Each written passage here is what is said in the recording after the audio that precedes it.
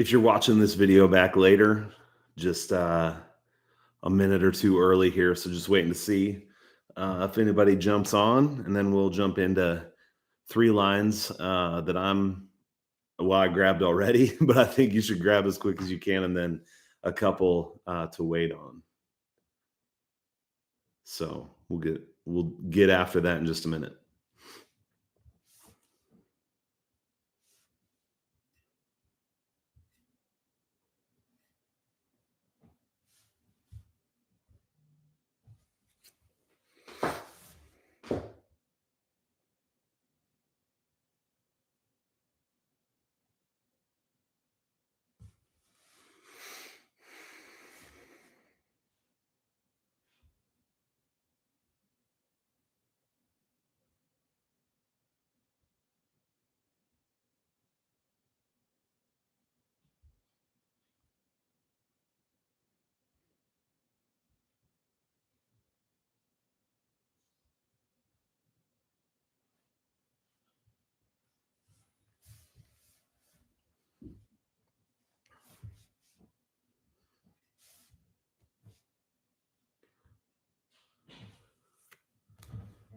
All right, going to go ahead and jump into this. If people join up and want to chat, we'll do that as anybody comes in. But just wanted to talk about three NFL lines that I'm grabbing right away, and then three that I'm waiting on.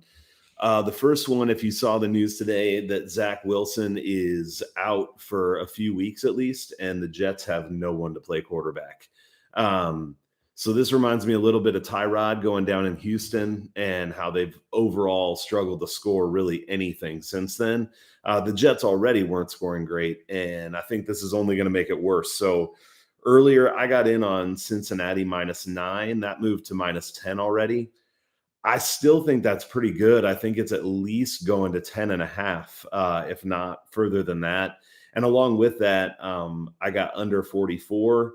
That's already down to 43.5. But if you think about it, like how many points I have Cincinnati projected to score somewhere between 30 and 34 points. So that means the Jets are going to have to score nine, like 9+, which obviously in the NFL, that's not that much. But I don't know if they can do it. So if you can get a 44 still, I'd maybe jump on that now, the under 44 for Cincinnati and the Jets. And then definitely if you can grab Cincinnati -10, or if you can find a 9.5, I'd get on that. Second one is I grab Buffalo at -13.5. So obviously I'm not going to go just off the last time that they played. And I see a couple people jumping in. So the first line I said to jump on was Cincinnati -9 or even -10 if you can get it now, with Zach Wilson out. And I don't think the Jets are going to be able to score. So just talking about three lines I'd grab. Another one is Buffalo -13.5. They killed the Dolphins the first time. The Bills are coming off a bye. They're playing at home. I just think this is a spot where they crush them. I have Buffalo winning by like 14-20.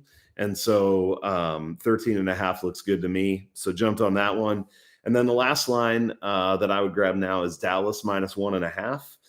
Usually you pay a little bit of a tax on Dallas, but I would just say you can see like with the hat, Vikings fan. So I do, they do break my heart enough that I tend to not want to bet them. But in this case, I think it is true that both of them might be able to score points. But Dallas's defense has been playing relatively well, and Minnesota struggled against decent defenses this year, where Dallas really hasn't been slowed down that much. And Minnesota's defense has been up and down, back and forth. They've been okay, but not great. And so I have Dallas winning by anywhere between 3 and 7, and got it at 1.5. So that seems like a good line to me. If you can still get it at 2 right now, again, still good. Once it gets up to 3 and beyond, maybe it gets a little more iffy. So yeah, those are three that I would grab now if you can. Cincinnati -10 or better, Buffalo -13.5, and then Dallas -1.5 or even -2. The three lines that I'm waiting on, the first one is Arizona -3. Now this, I don't know if this is going to go to, or it's at 3.5 now. I don't know if it's going to go to 3. Hoping that it will. people tend to love the Packers and still doubt the Cardinals even after the start that they've had. And so I'm going to wait and see if it gets down to 3. I do think it could be a close game. This is the best competition I think Arizona will have faced. Not a huge believer in Green Bay. I see John says thoughts on Titans pick. Dude, that's a tough one. I have Tennessee and Indianapolis lined at a pick 'em exactly.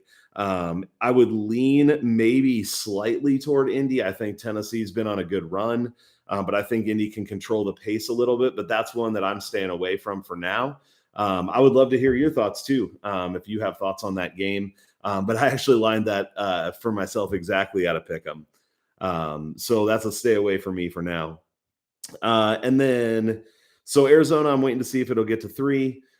Cleveland, I'm going to wait and see if I can get 2.5. That was at 3 or 3.5 earlier. I know that they're banged up, and we'll see if Baker Mayfield's even going to play. And I don't even know if that's a good thing or not. Case Keenum looked decent.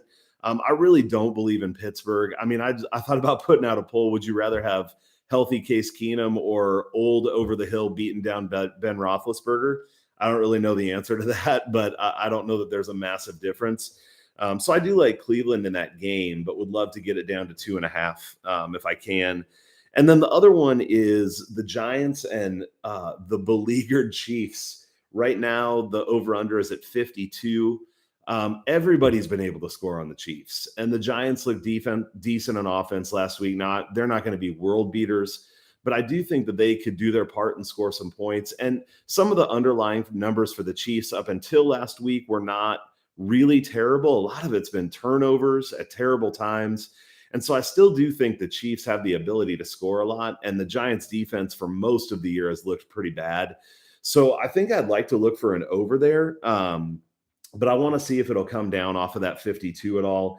I have it lined personally around 55. So it's still not bad value at all. But with a game that high in total, I'd like to see it come down a little bit. So those are the lines that I'm taking and the ones that I'm waiting on.